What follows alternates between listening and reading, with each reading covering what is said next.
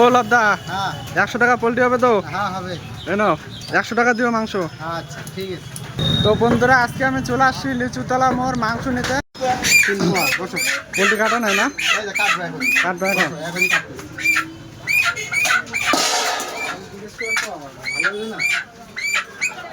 তো বন্ধুরা পোল্ট্রি কাটা হচ্ছে এখন। তো বন্ধুরা দেখতে পাচ্ছ পোল্ট্রিটা কি সুন্দর করে কাটিং করা হচ্ছে।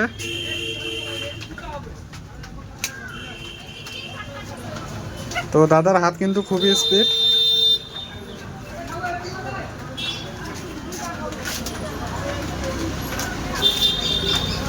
কত করে কেজি পোল্ট্রি? 220 টাকা। 220 টাকা। কোথাকার মাল এগুলা? এটা মাল ফালাকাটা। ফালাকাটার পোল্ট্রি? সব জায়গার মাল ফালাকাটা সারা মাল হয় আমাদের এখানে। হবে তো মাংসটা জিজ্ঞেস কর, ভালো করে বলতে হবে না, টেস্ট হবে নাকি? তাহলে এই দোকানে আসবে দাদারা, হ্যাঁ এবারে ভালো কাটে, ভালো ফিনিশিং করে কাটে, এরকম করে বলতে হবে না।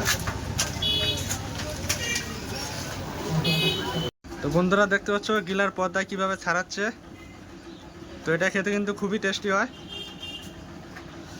পুরো একদম কষা কষা রান্না করলে জাস্ট ফাটাফাটি খেতে। লেগের থেকে দেবে একটা 100 টাকা। একদম মিডিয়াম পিস করবা, বেশি বড় বড় করবে না, মিডিয়াম পিস। তো মিডিয়াম পিস করা হচ্ছে।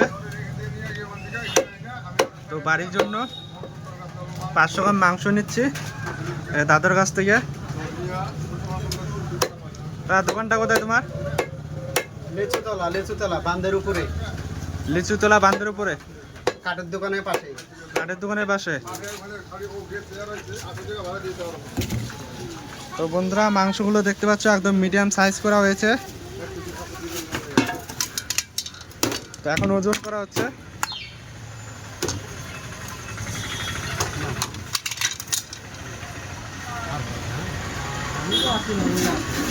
এখন কিন্তু প্রচুর বৃষ্টি হচ্ছে কদিন থেকে। তো চারিদিকে প্রচুর জল জমে গেছে, দেখতেই পাচ্ছ তোমরা। তো এটা হচ্ছে তুফানগঞ্জ রেল স্টেশনের রাস্তা।